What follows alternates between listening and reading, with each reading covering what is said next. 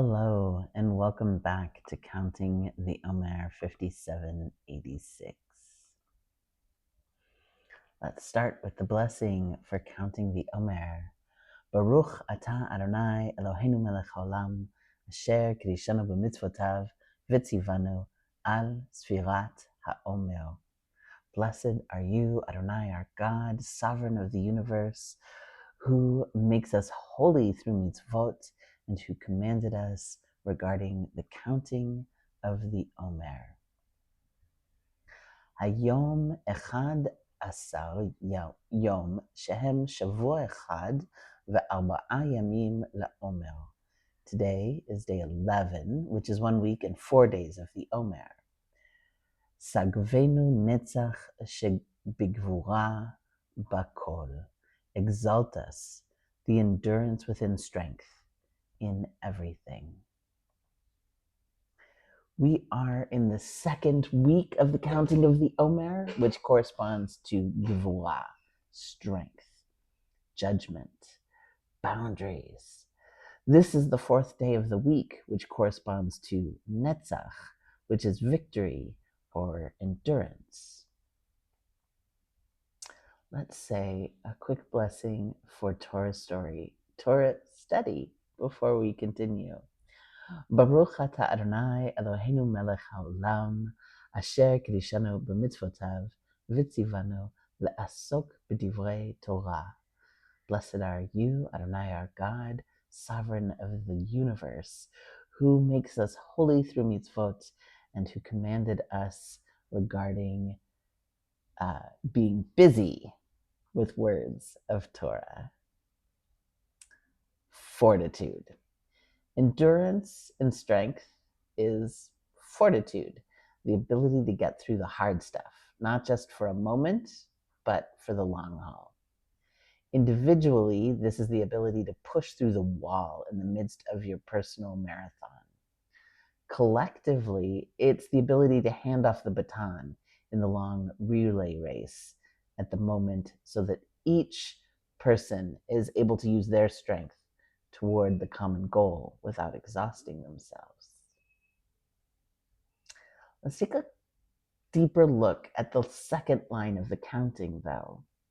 You may have noticed that each day when we count the Omer, we add a line after the actual counting of the Omer, and the second line declares the sefirot that corresponds to that day of the count.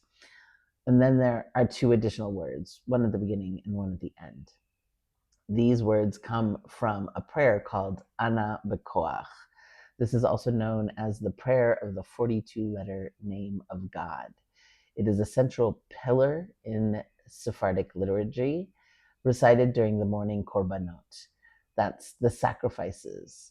So our prayers, morning, afternoon, and evening, correspond to specific sacrifices that were given in the temple. Now that we do not have a temple where we can give those sacrifices, we say prayers at those particular times.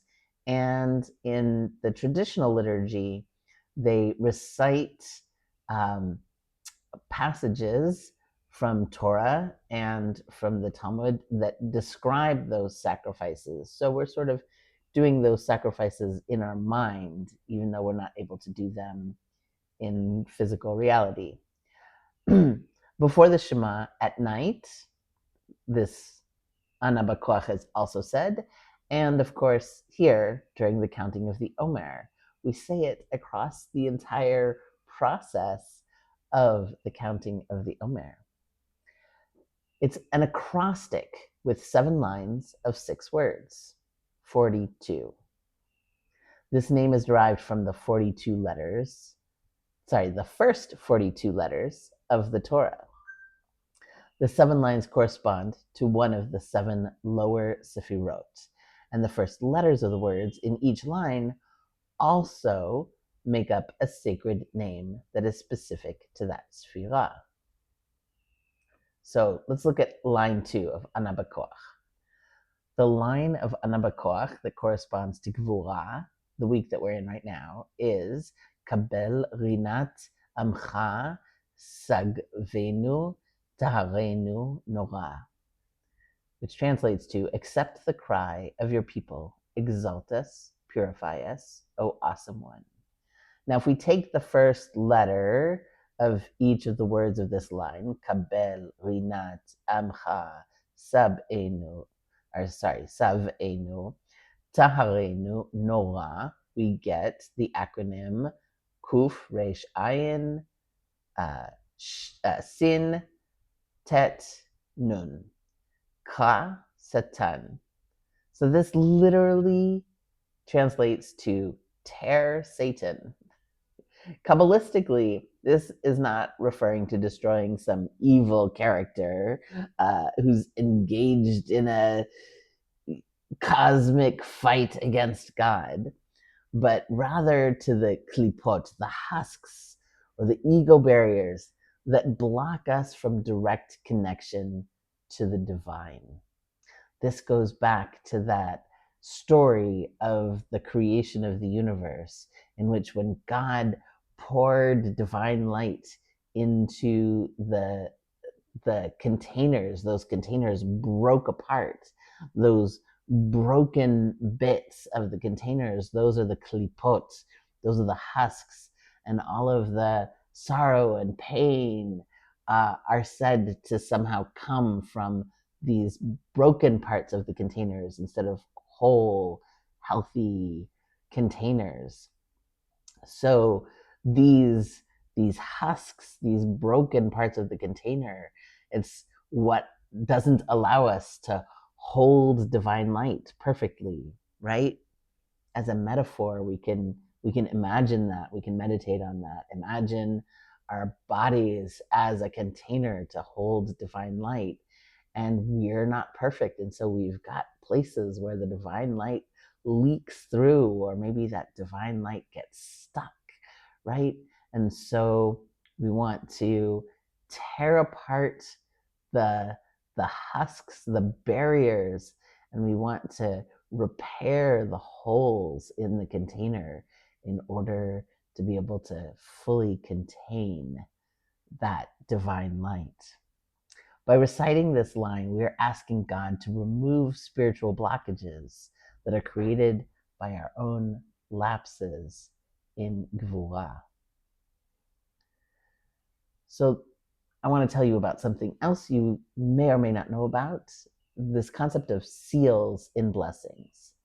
So you may have noticed there are certain prayers that we say that have a paragraph or more, and then at the end of it, we have a line that starts Baruch Atah, blah, blah, blah, blah, blah, right? So, for instance, in the Amidah, the first prayer starts out Baruch Atah, then has some paragraph, and then has another line, Baruch Atah, and then every other prayer within the Amidah has a paragraph, and it is finished with a line that starts Baruch Atah. So that last line that starts Baruch Atah, that's called a chatima, a seal. When the Ana B'Koach prayer is said in its entirety, it is sealed by quietly saying Baruch Shem Kavod Malchuto Le'olam Va'ed. That's another kind of seal. Blessed be the name of his glorious kingdom forever. This is done because the prayer is said to reach a high level of holy name energy, and that we need to seal it here in the world of Malchut. Thank you so much for learning with me today and for counting the Omer with me today. If you would like to share some of your thoughts, your journaling through this period, or any questions, I'd love to have you join our conversation. It's totally free, by the way. And you can join at school.com/bet-hakerem-4152. I know it's long. I am going to fix this if I see that this community space over at school works out well. then I will go ahead and start paying regularly, monthly, so that I can put my own URL on there instead of having this long URL. But so far, I just have a handful of people, so I'm not so sure whether I'm gonna jump into that or not. So if you join, you may be pushing me towards making it easier for other people to join in the future. Thanks. Bye.